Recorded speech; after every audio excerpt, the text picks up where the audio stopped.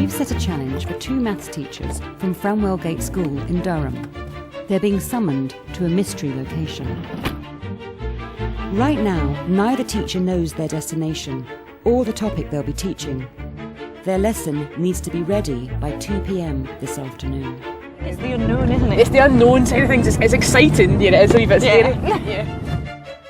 They're on their way to the Baltic Art Centre in Newcastle, and they're about to meet contemporary artist James Johnson Perkins. And really I just want to get them to be as inspired as they can to make things, you know, how can they do it, you know, and make things that are bigger than themselves as well. This is nice, isn't it? The challenge for the teachers is to create a cross-curricular maths lesson using applied art. What I would like you to... Dr. Elaine Fisher is assistant head teacher at Framwell Gate, and she's been teaching maths for 8 years. You kind of get used to the setup of your classroom and how things will work. So the idea that we're going to be doing it in a totally different environment will be really interesting to see the effect that it has on the type of thinking that we do in terms of our planning, but also the way the students respond as well. Her colleague, NQT Rosalind Taylor, has a background in engineering and has been teaching maths for a year. The creative side is probably where my strengths lie, sort of thinking up different ideas, and Elaine's quite good at sort of keeping me down and then like saying, okay, let's see how we can actually put that into a lesson. Awaiting them on the roof of the Baltic is a box of 3 specially chosen resources. These are the vital components of their lesson. Ready? Random weights. And some rules about bridges.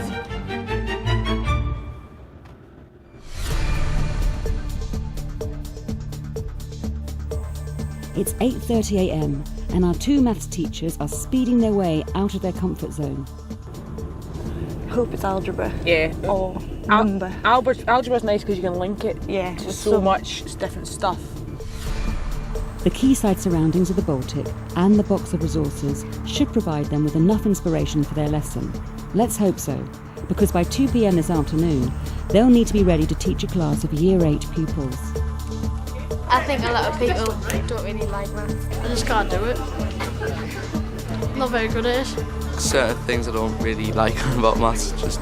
Like, I don't understand some things, but then it's a challenge, so you can work on it. In maths, you just need like a practical side to work stuff out. I don't like the idea of doing shape stuff. Shape stuff's harder. I think that's It's more constrained, I think. yeah. Right. Are we What's close? right?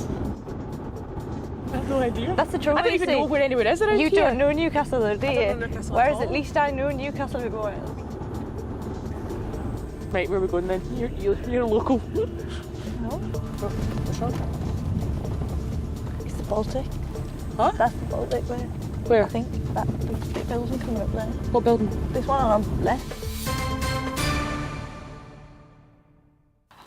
Wow. What's the Baltic? Have you been?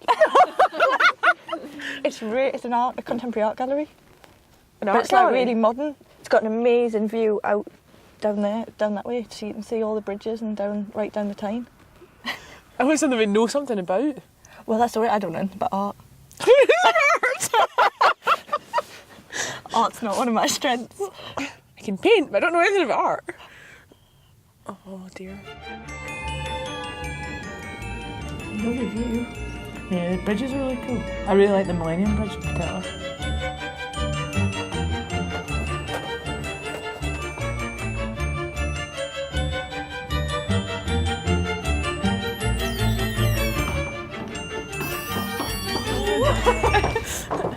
Hello, I'm James Johnson Perkins and I'm nice a freelance artist hiya. here at the Baltic Gallery. Nice to meet you. If you look here, we've got a box and here's the key.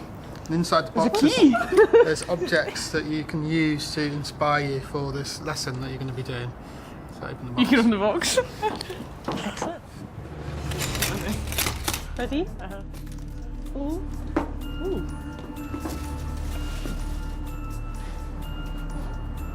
Sequences and bridge lines. Oh. See what else there is. Thank you. There's coal.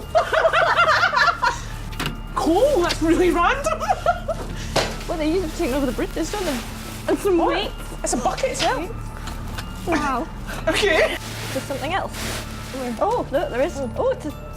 Watch me. It's like Alice in Wonderland. Yes. Excellent. Well, the bridges is good. See sequences, patterns, different bridges.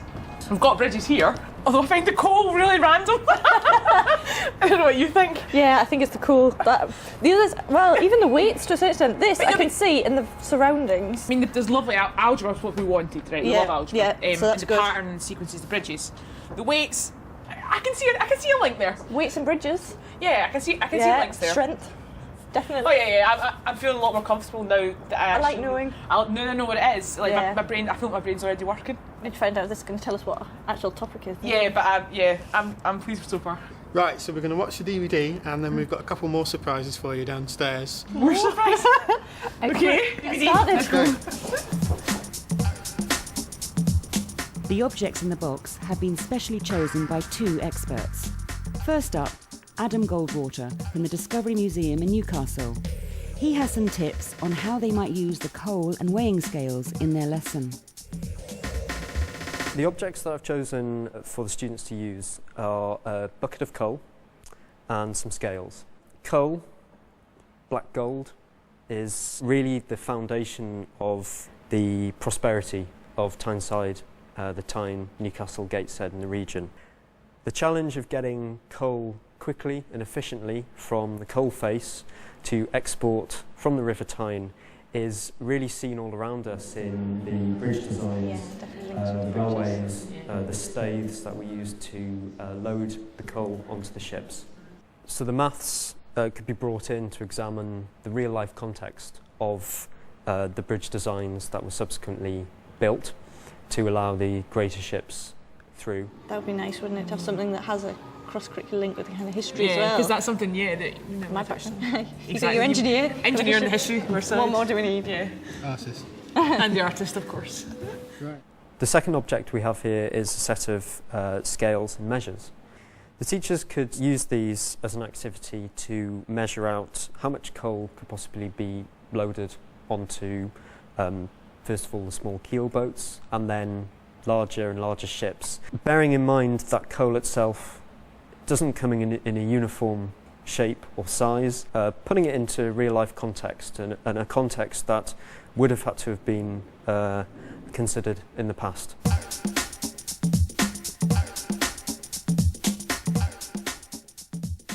I was quite surprised by the coal, but then obviously, like, when me and Elaine started talking afterwards, like, yeah, obviously linking to the sort of the mining history, I thought, yeah, it makes sense. I mean, for me, my background's in history and maths, so the kind of links between that, I really like the opportunity to kind of link the 2 subjects together.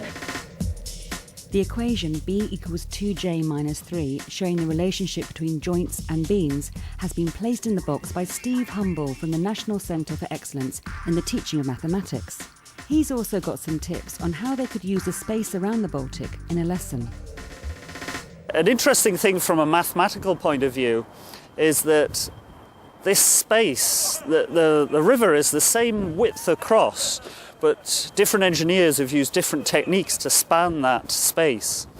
So I think it would be quite interesting to get the students to try and look at the different curves across the river and see whether those are the same shape curves for the different bridges. Yeah, because scale Scale, factors. proportion, It's kind all of, that kind of yeah, stuff. that's going to be kind Angles. of ratio. Yeah. Angles, yeah. So using this formula would be a good place to start, because what it'll do is it'll give the students an idea of how many joints and beams they need to construct their bridges if they build them with this type of construction.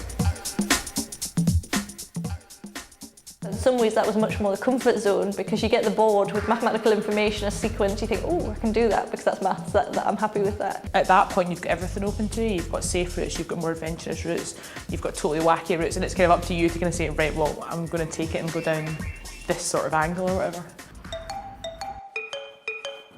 James has one more surprise left for them. He's giving them a much bigger classroom than they're used to. So, this is the space that you're going to be working in. Wow. That's quite, quite big. Impressive space. It's very blank.